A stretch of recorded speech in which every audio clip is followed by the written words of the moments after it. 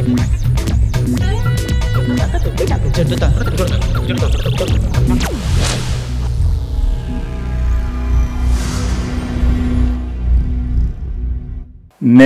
నా దేశం ప్రోగ్రాంకు స్వాగతం సుస్వాగతం.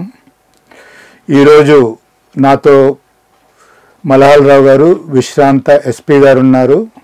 He is a retired SP. తను సర్వీస్లో ఉండగా డిపార్ట్మెంట్కు చాలా సేవలు అందించినారు. పోలీస్ డిపార్ట్మెంట్లో 2009లో రిటైర్ అయినారు. అన్ని విధాల ప్రతిభా పురస్కారాలను అందుకున్నారు. తర్వాత చాలా బుక్స్ కూడా రాసినారు ఆయన. And is a reputed personality and a great faculty. ఆయన పుస్తకాలు కూడా పబ్లిష్ చేసినారు. ఈ మధ్యలో కొత్త చట్టాల గురించి ఆయన రాసిన పుస్తకాలు చాలా ప్రాచుర్యం పొందినాయి. చాలా తక్కువ టైంలో పూట తెలుగులో ఇంగ్లీష్లో ఆయన 2 పుస్తకాలు క్రిమినల్ మేజర్ యాక్ట్స్ మీద రాయడం జరిగింది, కొత్త చట్టాల మీద.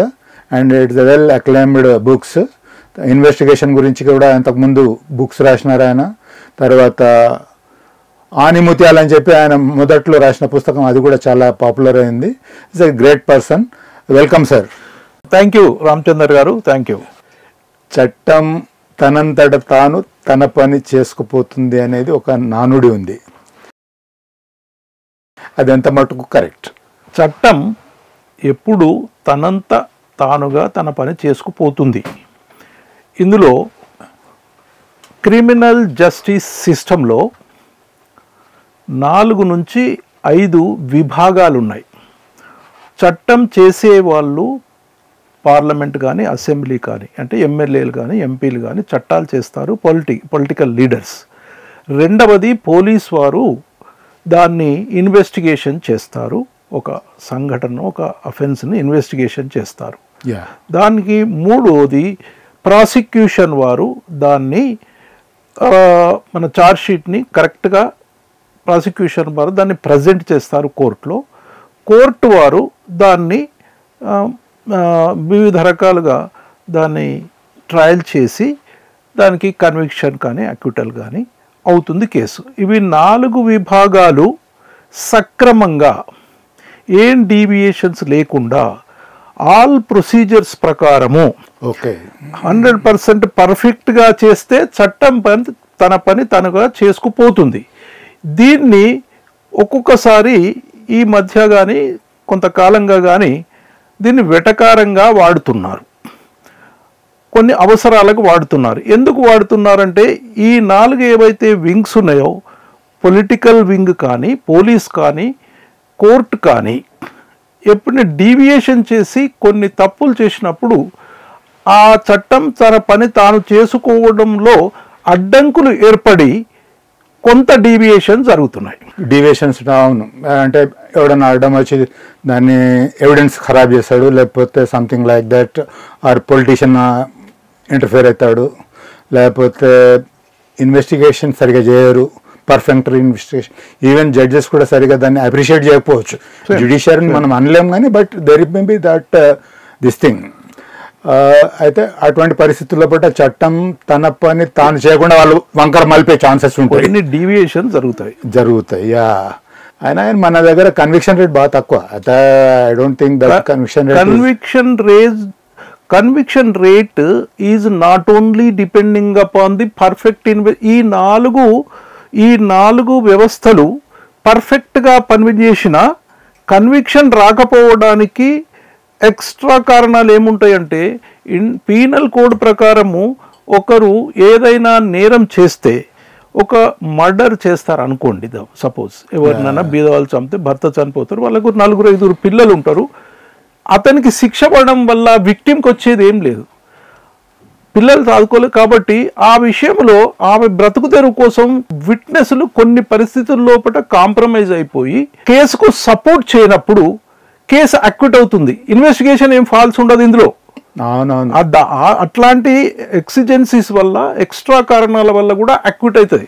4 వ్యవస్థలు సరిగా పనిచేసిన అక్విట్ కావడానికి ఎన్నో కారణాలు ఉంటాయి. కరెక్ట్. అవును, అంటే హోస్టల్ అయిపోతారు విట్నెస్లు. అంటే వాళ్ళకు న్యాయం కావాలని చెప్పి మొదలేమో దరఖాస్తు చేస్తారు, తర్వాత ఇంకో తీరు న్యాయం జరుగుతుంది వాళ్ళకు. They may be surrendering, but కొన్నిసార్లు ఏమో అన్యాయం కూడా జరుగుతూ ఉంటుంది దీంట్లో పూట.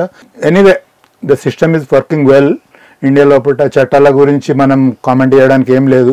క్రిమినల్ మేజర్ యాక్ట్స్ పాతవి, దాని తర్వాత ఇప్పుడు కొత్తగా వాటిని చేంజ్ చేసినారు. చేంజ్ అంటే పేర్లు చేంజ్ చేసినారు, తర్వాత కొంచెం మార్పులు కూడా చేసినారు. What are that criminal major acts గురించి చెప్పండి. క్రిమినల్ మేజర్ యాక్ట్స్ మనకు 3 అండి. ఇండియన్ పీనల్ కోడ్ అనేది 1868లో ఇంగ్లీష్ వాళ్ళ పాలనలో తీసుకురాబడింది. దాని తర్వాత ఇండియన్ ఎవిడెన్స్ యాక్ట్ 1872లో తీసుకురాబడింది. క్రిమినల్ ప్రొసీజర్ కోడ్ 1898లో తీసుకురాబడింది. తర్వాత క్రిమినల్ ప్రొసీజర్ కోడ్ 1898లో తీసుకొచ్చిన తర్వాత దాన్ని మళ్ళీ 1973లో మళ్ళీ మనము పరిపూర్ణంగా మార్చుకోవడం జరిగింది. ఈ చట్టాల్లో క్రమేపీ మార్పులు సమాజ అవసరాల గురంగా మార్పులు చేస్తూ వచ్చారు.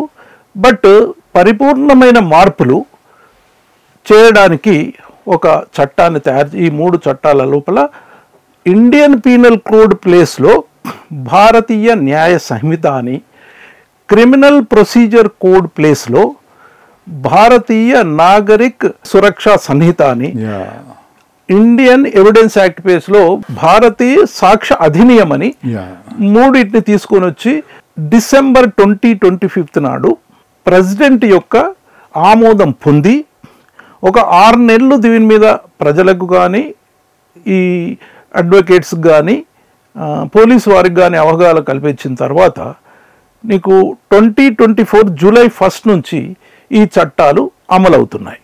ఇవి కొత్త చట్టాలు. అంటే కొంచెం విమర్శ ఏమనంటే పాత చట్టాలే మళ్ళీ పేర్లు కొత్తవి పెట్టినరు, a old wine in new bottle అని చెప్పి ఒక చిన్న విమర్శ ఉంది.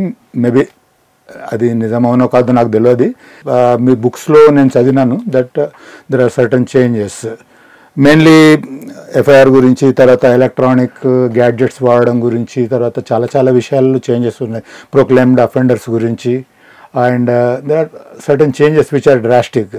ఇంకోటి ఏంటంటే ఈ టెర్రరిజం దాని మీద కూడా కంట్రోల్ చేయడానికి చట్టాలు ఉన్నా కానీ మళ్ళీ దాన్ని తీసుకొచ్చి మళ్ళీ దీంట్లో యాడ్ చేసినారని చెప్పి కూడా ఒకటి టాక్ ఉంది. ఎనీవే సార్, ఇప్పుడు ఈ కొత్త చట్టాల ప్రకారం మనము రిపోర్ట్ చేయాలనుకుంటే ఒక సౌలభ్యత అనేది ఏర్పడిందని అంటున్నారు. ఎట్లా ఎఫ్ఐఆర్? మీరు కొత్త బాటిల్లో పాత బాటిల్లో కొత్త వైన్ ఏమన్నారు మీరు? పాత వైన్, కొత్త బాటిల్లో పాత వైన్. ఇది తప్పు అభిప్రాయం. ఎందుకంటే సమాజ అవసరాలను బట్టి, మారుతున్న సమాజాన్ని బట్టి, రైట్, డిజిటల్ ఎవిడెన్స్ కానీ ఇది ఇంత మారుతున్న పరిస్థితుల లోపల ఈ కొత్త చట్టాల ఆవశ్యకత ఏర్పడింది. రైట్, అది దానిగా ఏర్పడింది. ఏమంటే సుప్రీంకోర్టులు ఈ విధంగా కామెంట్ చేయడం కానీ, విజ్ఞులు కామెంట్ చేయడం కానీ, అని ఇంకా ఇవి మార్చకపోతే ఎట్లా అని చాలా మార్పులు సమాజం కోసము, తర్వాత వ్యవస్థ కోసము, వ్యవస్థ చక్కగా నడవడానికి అవి అవసరమై చాలా మార్పులు పాజిటివ్గా తీసుకొచ్చారు. తర్వాత పాత చట్టాల్లో ఉన్న ఎస్సెన్స్ను కాపాడుతూ తీసుకొచ్చారు. పాత చట్టాలకు కొత్త చట్టాలకు చాలా భేదం ఉంది. అవి సమాజానికి అవసరమై తీసుకొచ్చారు. ఇక మనము దాని నుంచి ఒక్కొక్క పాయింట్ గురించి మనం మాట్లాడదాం. ఇప్పుడు సౌలభ్యత గురించి మీరు చెప్పుకుంటా పోండి. Just let us discuss on that is of doing the things అనేది ఎట్లా మారింది. అంటే ఫర్ ఎగ్జాంపుల్ ఎఫ్ఐఆర్ ఉంది, మనం అదే చెప్పబోతున్నాను. Yeah please. I'm starting with FIR. ఎఫ్ఐఆర్లో పాతవి ఒక 2 పాయింట్లు ఉండే, ఆ 2 పాయింట్లను అట్లే కంటిన్యూ చేస్తూ 3 పాయింట్లు కొత్తగా వచ్చినాయి. అవేంటి చెప్తాను నేను. ఐపీసీలో ఉన్న ఎఫ్ఐఆర్ ఇష్యూ చేయడానికి అప్పుడు 154 సిఆర్పిసి ఉండే, ఇప్పుడు 173 బిఎన్ఎస్ అయింది. అది పాత చట్టాల్లో మనకు మనిషి రాతపూర్వకంగా తీసుకొని కంప్లైంట్ ఇవ్వచ్చు, పోయి ఓరల్గా చెప్తే మనకు రాసుకొని పోలీసు వారు రాసుకొని reducing the statement into writing అంటారు, రాసుకొని దాన్ని చేస్తారు. అవి 2 అలాగే ఉండగా బిఎన్ఎస్లో ఏం కొత్త చట్టం అనేది ఎఫ్ఐఆర్, ఈఎఫ్ఐఆర్ అని వచ్చింది. ఈఎఫ్ఐఆర్ అంటే ఏంటంటే ఇంటి వద్ద కూర్చొని ఈ ఎలక్ట్రానిక్ సాధనాల ద్వారా, by electronic means it can be sent to police station వచ్చింది.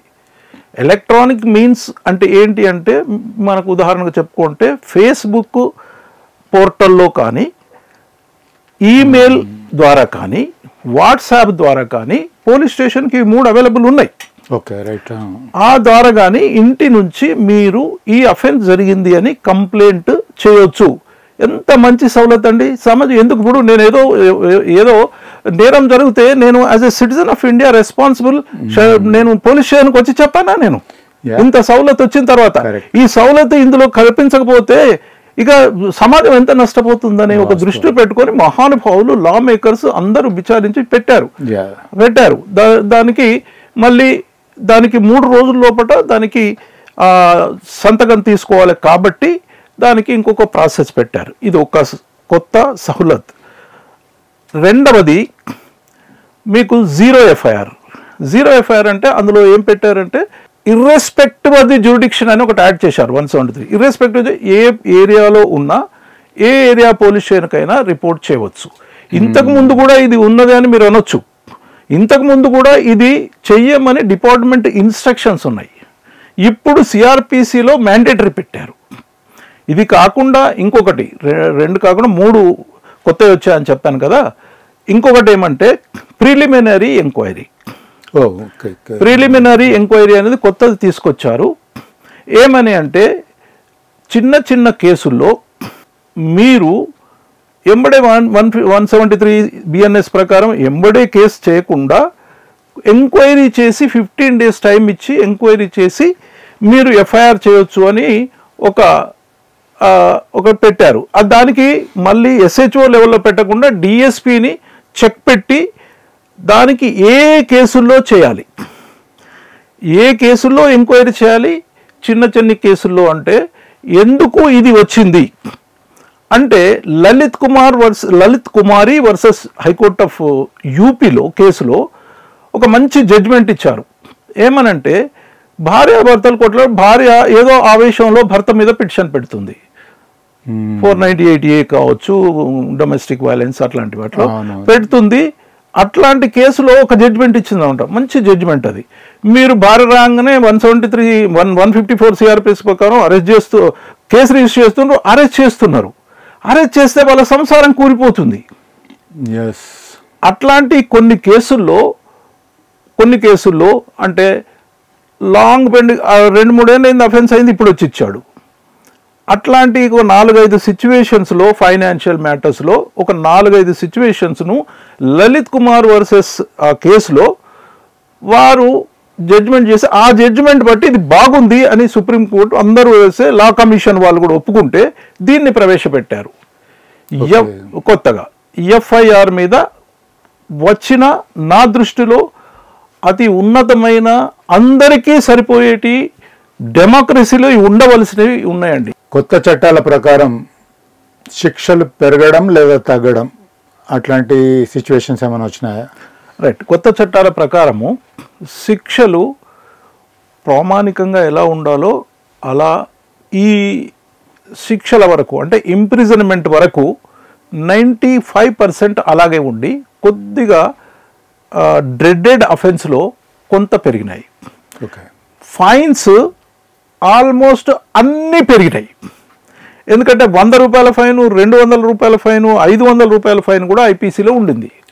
బిఎన్ఎస్లో కొన్నిటికి 3 అంతలు, కొన్నిటికి 4 అంతలు, కొన్నిటికి 5 అంతలు కూడా పెరిగినాయి. ఎందుకంటే రూపాయి విలువ తగ్గిపోయింది కాబట్టి అది పెంచడము ప్రపోర్షనేట్గా పెంచడం జరిగింది. ఓకే. అయితే ఇంకోటి ఏంటంటే ఇప్పుడు సోషల్ సర్వీస్ అనేది ఒకటి వచ్చిందని అంటున్నారు శిక్ష కింద. అది కూడా ఎట్లా? అది ఇంతకుముందు మనకు ఫైన్ కానీ ఇంప్రిజన్మెంట్ కార్డు ఉండింది. ఈ సోషల్ సర్వీస్ అనే శిక్షను విదేశాల్లో ఉంది.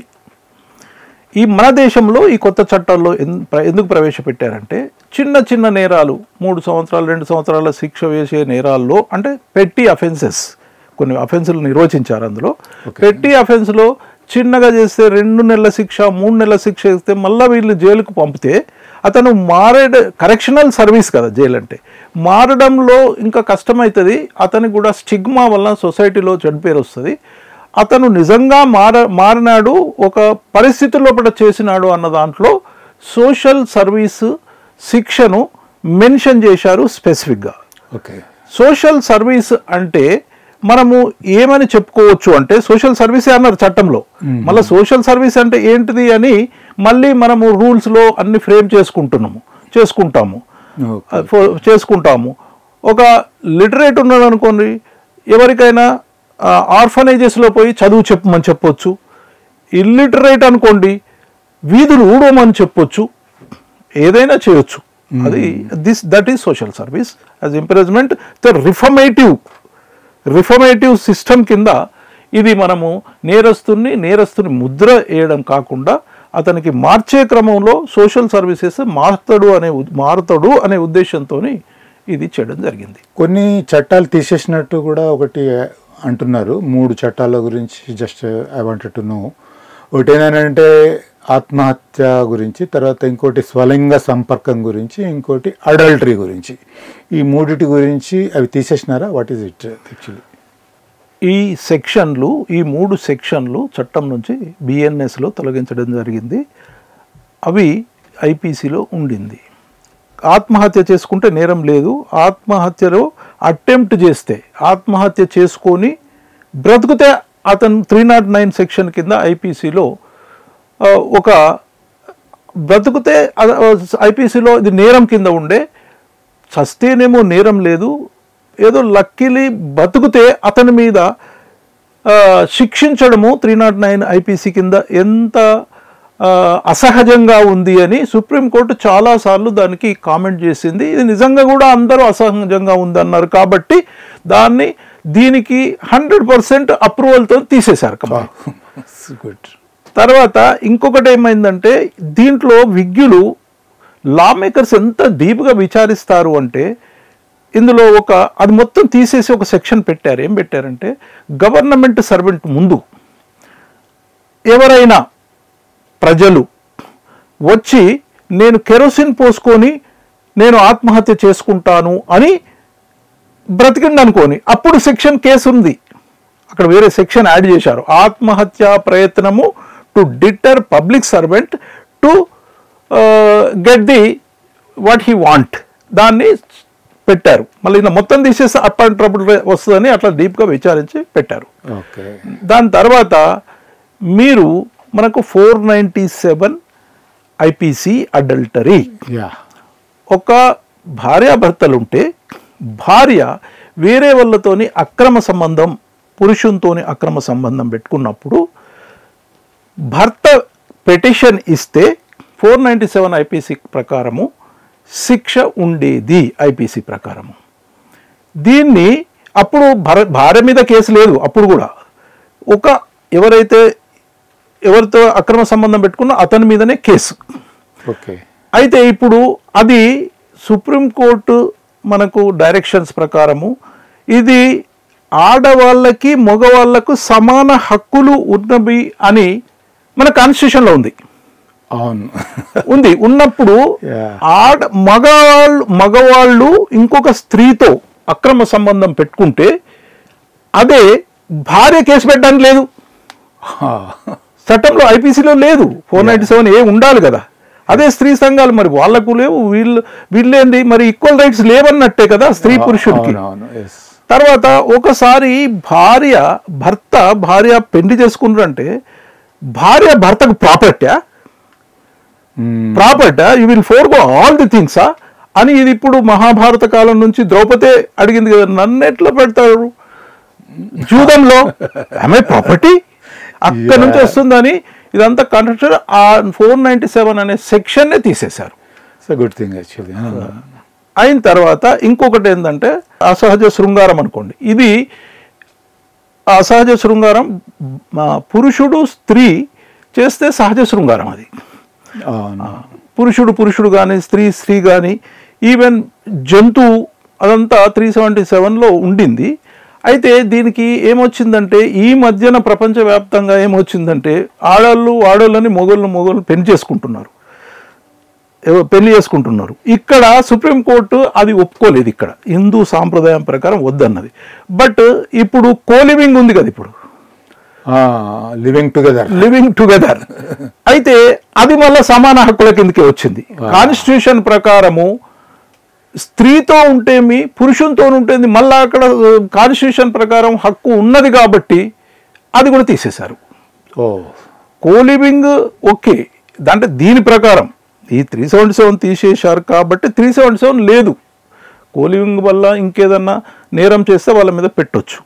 బట్ అందుకనే 377 తీసేశారు, 497 తీసేశారు, ఈ 309 తీసేశారు. ఓకే, అంటే ఆత్మహత్య ఒకటి, స్వలింగ సంపర్కం ఒకటి, తర్వాత అడల్టరీ అంటే అడల్టరీ దాన్ని ఏమంటారు ఇప్పుడు అడల్టరీని మనం ఏమన్నా అక్రమ సంబంధం. ఆత్మహత్య నేరం తీసేయలేదు, ఆత్మహత్య ప్రయత్నం తీసేశారు. ఆత్మహత్య ప్రయత్నం, పెళ్లి చేసుకుంటానని మభ్యపెట్టి ఒక అమ్మాయిని ఇంటర్కోర్స్ చేయడం, అది నేరం కింద వస్తుంది. అది పూర్వం లేకుండే అది, బికాస్ షీ కన్సెంట్ చేసింది కాబట్టి ఇంతకుముందు నేరం కాకపోతుండే. ఇప్పుడు ఏమన్నా అది నేరం కింద వస్తుందా? ఎస్, ఇప్పుడు అది నేరమే. ఇది కొన్ని తార్కాణాలను బట్టి ఇది కొత్తగా పెట్టకుండా మతాంతర వివాహాల్లో కొన్ని ఇట్లాంటి నేను పెళ్లి చేసుకుంటానని మభ్యపెట్టి చీట్ చేసి ఇంటర్కోర్స్ చేస్తున్నారు కాబట్టి ఈ సెక్షన్ ఆవశ్యకత ఏర్పడి కొత్తగా బిఎన్ఎస్లో ఐపీసీలో లేని సెక్షన్ని చేర్చడం జరిగింది. అయితే ఇంతకుముందు మీరు అన్నది that it is a newly added section, అదేవిధంగా ఇంకా కొన్ని సెక్షన్లు కూడా యాడ్ అయినట్టున్నాయి కదా ఈ దాంట్లో. ఒకటి మాబ్ లించింగ్ అని ఒకటి, తర్వాత సెడిషన్ గురించా కాదు, చైన్ స్నాచింగ్ గురించి, వీటి గురించి కొంచెం డిస్కస్ చేద్దాం. రైట్, స్నాచింగ్ అనే section any snatching, bag snatching కావచ్చు, చైన్ స్నాచింగ్ కావచ్చు, any snatching is a different kind of theft. ఇది థెఫ్ట్లో ఐపీసీలో థెఫ్ట్ కింద పెట్టేది ఒక్కొక్కసారి, లేకుంటే రాబరీ కింద పెట్టేది. ఒకవేళ వాళ్ళకేమన్నా చైన్ గుంజేటప్పుడు ఏదైనా దెబ్బతలితే పెట్టేది. అది కాకుండా స్పెసిఫిక్ సెక్షన్ లేదు, ఉంటే బాగుంటుందని స్నాచింగ్ ఒక కొత్త సెక్షన్ క్రియేట్ చేశారు. అందులో అంత పెద్ద చెప్పుకోదగ్గదేం లేదు. మాబ్ లించింగ్ అని మనకు చట్టంలో మాబ్ లించింగ్ అని స్పెసిఫిక్గా మెన్షన్ చేయబడలేదు. But it is called mob lynching. మర్డర్లో ఒక్కరు చేసిన ఒక ప్రీమెడిటేటెడ్ ప్లాన్తోని 5-10 మంది చేసిన ఒకటే మర్డర్ సెక్షన్ ఉండింది. ఇప్పుడు ఏమైందంటే దాంట్లో సబ్సెక్షన్ ఒకటి క్రియేట్ చేశారు. మర్డర్ సెక్షన్లో క్రియేట్ చేసి ఒక ప్లాన్డ్గా మాబ్ 5 మెంబర్స్ కన్నా ఎక్కువ ఏదైనా పెద్ద నేరము అంటే మతపరంగా కావచ్చు, లేదు సాంఘిక పరంగా కావచ్చు, క్యాస్ట్ కావచ్చు, క్రీడ్ కావచ్చు, రేస్ కావచ్చు, ఇది డెఫినెట్లీ ఆర్డినరీ మర్డర్ కన్నా ఒక పెద్ద లెవెల్ మర్డర్గా ట్రీట్ చేయబడి దానికి ప్రొసీజర్సు, దానికి ఎక్కువ శిక్ష వేసే దాన్ని ప్రవేశపెట్టడం జరిగింది. ఇవి 3 యాడ్ చేశారు. మాబ్ లించింగ్ మర్డర్లో, అది స్నాచింగ్, అండ్ మనం ఇంతకుముందు అనుకున్నట్టుగా పెళ్లి చేసుకుంటాను మభ్యపెట్టి సెక్సువల్ ఇంటర్కోర్స్ చేయడం. Right, yeah. పోలీస్ కస్టడీ గురించి కానీ హ్యాండ్ కఫ్స్ వేయడం గురించి కానీ ఏమైనా డిఫరెన్స్ ఏమైనా ఉందా, లేకపోతే it is as it is ఎట్లా ఏమైనా ఏం చెప్తుంది కొత్త చట్టం? పోలీస్ కస్టడీ అన్నది అప్పుడు కూడా ఒక నేరస్తుని 15 రోజుల కస్టడీ మాత్రమే తీసుకోవాలి ఒక కేసులో, అతను జైలుకు పోయిన తర్వాత. ఇప్పుడు కూడా అంతే ఉంది, 15 రోజుల పోలీస్ కస్టడీ ఉంది. బట్ అది డిఫరెంట్ ఫేజెస్లో అవసరాన్ని బట్టి 3 రోజులోసారి, 4 రోజులోసారి, 5 రోజులోసారి తీసుకోవచ్చు. ఇది ఎందుకు పెట్టడం జరిగింది అంటే మ్యాక్సిమం 15 డేస్ తీసుకునేదే మారలే. ఇది ఎందుకు జరిగింది అంటే A1 to A5 ఉంటారు. A5 మనకు మొదలు దొరుకుతాడు. దొరికిన తర్వాత అతను ఏదో కబుర్లు చెప్తాడు. చెప్తే అతను పోలీస్ కస్టడీ తీసుకుంటే ఎగ్జామ్ చేసి రాసి పంపించేస్తాం. ఒక నెల రోజుల తర్వాత, 2 నెలల తర్వాత మళ్ళీ A1 దొరుకుతాడు. దొరికి A5 యొక్క ఇన్వాల్వ్మెంట్ ఇలా ఉండింది అని చెబితే అతన్ని మళ్ళీ పోలీస్ కస్టడీకి తీసుకోవడానికి అవకాశం పాత సిఆర్పిసిలో లేకుండే. ఇప్పుడు ఏంటంటే అదే 15 రోజులు ఫేజ్ వైజ్ ఒకవేళ అవసరం ఉంటే ఇట్లాంటి పరిస్థితులు వస్తే తీసుకోవచ్చు అనే ఒక వెసులుబాటు కల్పించారు. 15 రోజులు ఫేజ్ వైజ్ తీసుకోవచ్చు. అట్లాంటి అవసరం ఉన్నదని కోర్టుకు ప్రూవ్ చేస్తే కోర్టు ఇస్తుంది, మనం తీసుకుంటూ కాదు. కోర్టు దట్ ఈస్ వన్ ఇది హ్యాండ్ కఫ్స్ చేసే దాని గురించి హ్యాండ్ కప్స్ అన్నది ఏముందంటే పాత సిఆర్పిసిలో హ్యాండ్ కప్స్ అనేటివి ఉండే, ఎప్పుడు వేయాలి ఎప్పుడు వేయొద్దు అన్నది అసలే దాని యొక్క నిర్వచనం లేకుండే. హ్యాండ్ కప్స్ గురించి ఏది సిఆర్పిసిలో లేకుండే. కొత్త బిఎన్ఎస్ఎస్లో హ్యాండ్ కప్స్ అన్నవి ఫలానా కేసుల్లో వేయాలి అని స్పెసిఫై చేశారు. మర్డర్, రేప్, ఆర్గనైజ్డ్ క్రైమ్స్ అని చాలా కేసులు స్పెసిఫై చేశారు. ఆ కేసుల్లో స్పెసిఫై చేయడం వల్ల అంబిగ్విటీ లేదు. అక్యూజ్డ్ నాకెందుకు వేశారు, పోలీసు ఎక్స్ట్రా వేశారు లేకుండా క్లారిటీ ఉందన్నమాట. మల్లాలరావు గారు, మీరు చాలా టైం ఇచ్చి మాకు made our audience aware of what are new laws అనే దాని మీద మంచి అవగాహన కల్పించినారు. జస్ట్ ఫైనల్ 2-3 క్వశ్చన్స్ ఉన్నాయి. ఒకటి ఏంటంటే ఈ మధ్యలో అపోహలు అనేటివి వచ్చినాయి, కొత్త చట్టాల గురించి కొంచెం అపోహలు అనేవి ఏర్పడినాయి. 2-3 ఏంటంటే డిజిటల్ అరెస్ట్ అనేది ఉంది అని చెప్పి కొత్త చట్టాల వల్ల వచ్చింది అనేది ఒకటి. దాన్ని ఆధారం చేసుకొని సైబర్ క్రైమ్ నేరస్తులు అడ్వాంటేజ్ తీసుకుంటున్నారు. That is one thing. Second thing ఏంటంటే పోలీసులకు ఈ కొత్త చట్టాలు ఎక్కువ పవర్స్ ఇచ్చినారు అని చెప్పని, దానివల్ల కానిస్టేబుల్ ప్రతి వాడు పోయి ఆగమాగం చేస్తున్నారు, జనాన్ని హైరాణ చేస్తున్నారు అనేది ఒకటి. ఇట్లాంటి కొన్ని వచ్చాయి అపోహలు అనుకుంటున్నాను నేను. Please explain your this thing. మీరు అన్నట్టు డిజిటల్ అరెస్ట్ అనేది ఇది ఒక ముఖ్యమైన విషయము. ఈ డిజిటల్ అరెస్ట్ అనేది పాత చట్టాల్లో లేదు, కొత్త చట్టాల్లో లేదు. ఇది చీటర్స్, సైబర్ క్రైమ్ అఫెండర్సు పుట్టించిన అతిపెద్ద అబద్ధం. ప్రజలు తెలుసుకోవాల్సింది ఏంటంటే డిజిటల్ అరెస్ట్ అన్నది ఊరికే దాన్ని ప్రజల్ని భయపెట్టించడానికి పెట్టినారు. అసలు డిజిటల్ అరెస్ట్ అన్నది 100% లేదు. You take it for granted. And ఇక చట్టాల లోపల ఎక్కువగా పవర్స్ పోలీస్కి ఇచ్చారు, తర్వాత వాళ్ళు మిస్యూజ్ చేస్తున్నారు అని కానిస్టేబుల్ ఏదో చేస్తున్నారు అని అన్నదానికి ఏమంటే ఎవరికి ఎక్కువ పవర్స్ ఇవ్వడానికి తక్కువ పవర్స్ ఇవ్వడానికి ఎవరికి అధికారం లేదండి. కాన్స్టిట్యూషన్ ఒకటి, కాన్స్టిట్యూషన్ ప్రకారం లోబడే చట్టాలు చేయబడతాయి, వేరే ఏమీ చేయరు. వీళ్ళకు పవర్స్ ఇవ్వడము వాళ్ళకు పవర్స్ ఇవ్వడము ఎవరి చేతిలో లేదు. ఏ గవర్నమెంట్ అయినా మీరు ఒక ఉదాహరణ తీసుకోవచ్చు.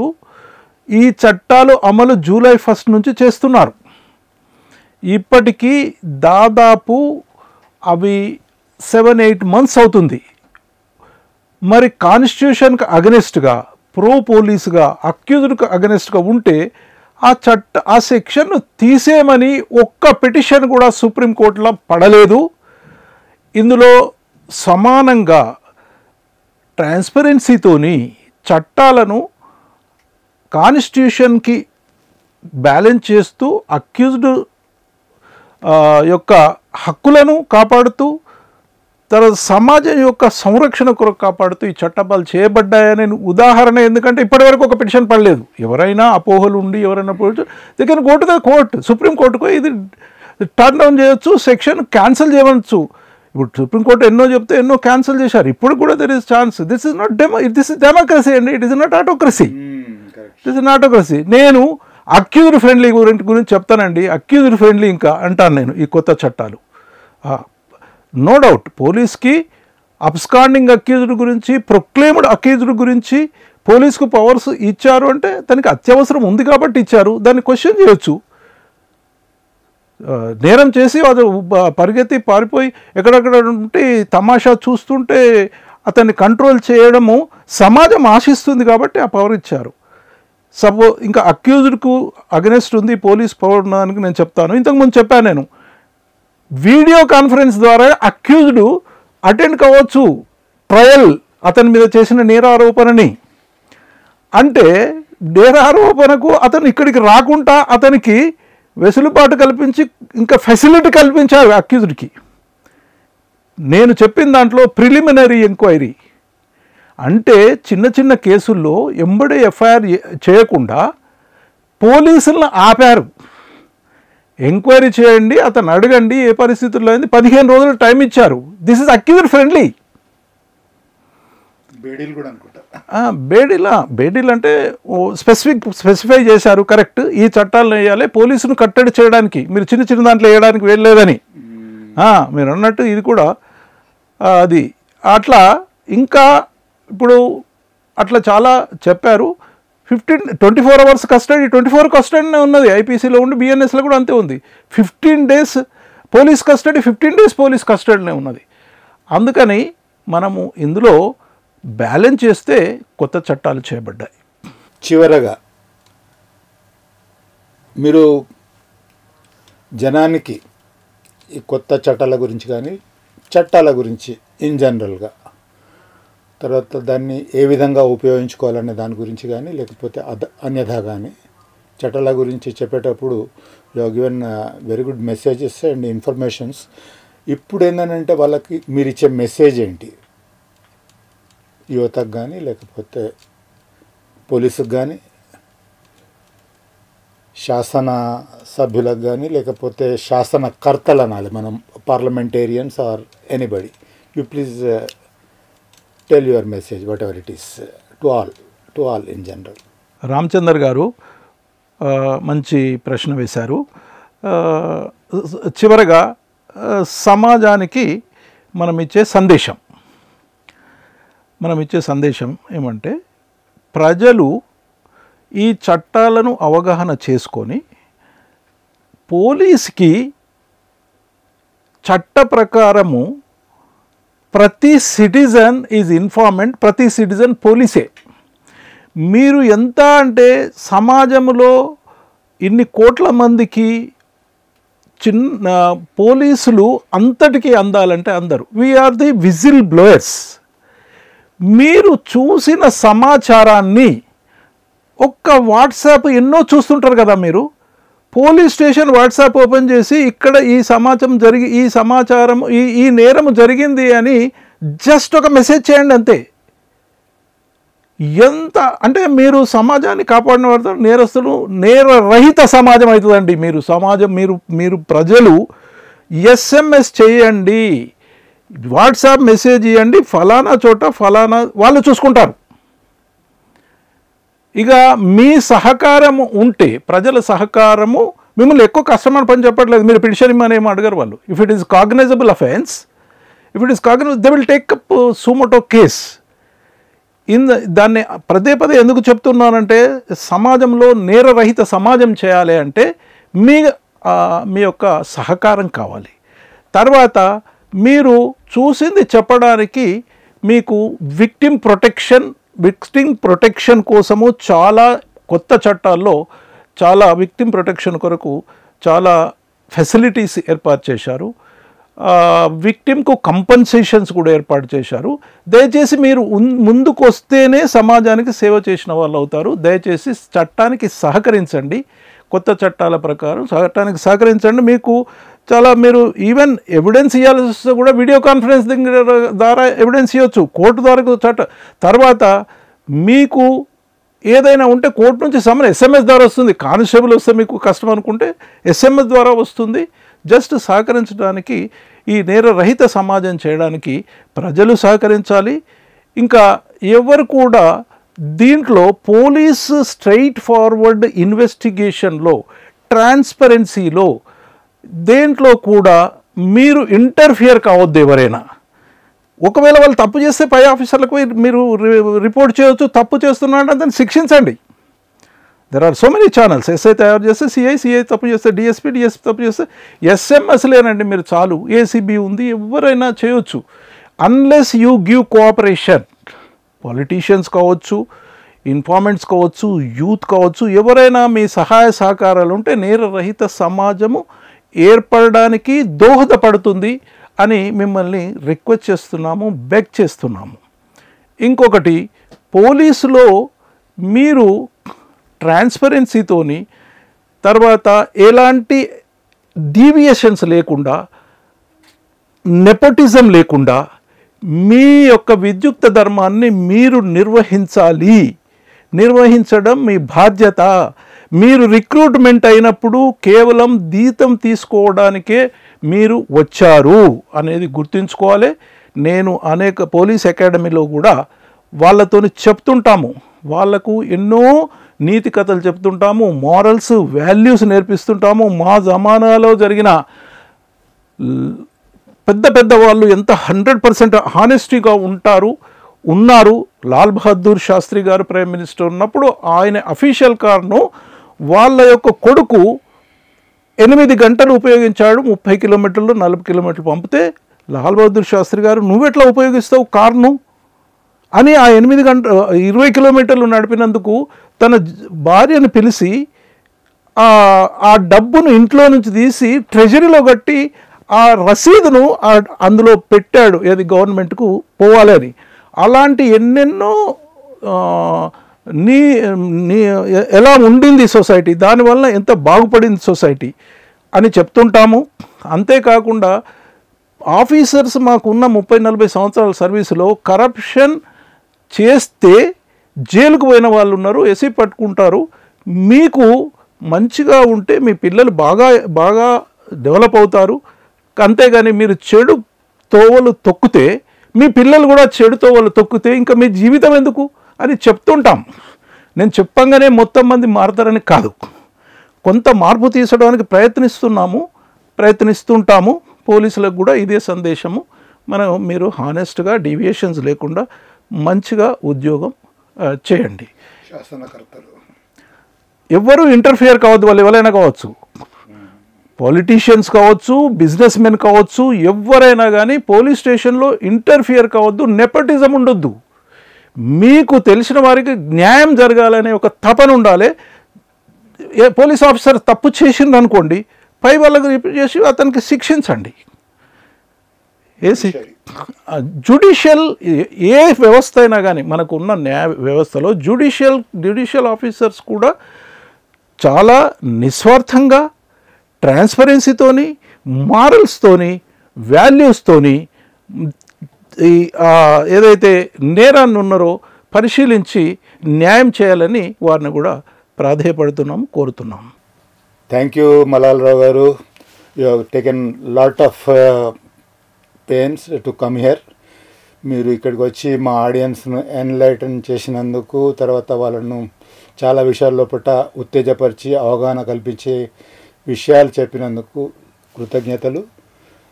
Will meet again. Thank you very much. Thank you Ramachandar గారు. Thank you. ఇదండి ఈరోజు కార్యక్రమం. కొత్త చట్టాలపై మీకు అవగాహన కల్పించడానికి ఈ ప్రోగ్రామ్ని మీ ముంగటికి తీసుకొచ్చాం.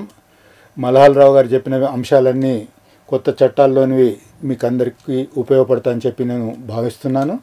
తర్వాత ఇలాంటి ప్రోగ్రాంలతోటే మరిన్ని విషయాలు మీ ముందుకు త్వరలో తీసుకొస్తాం.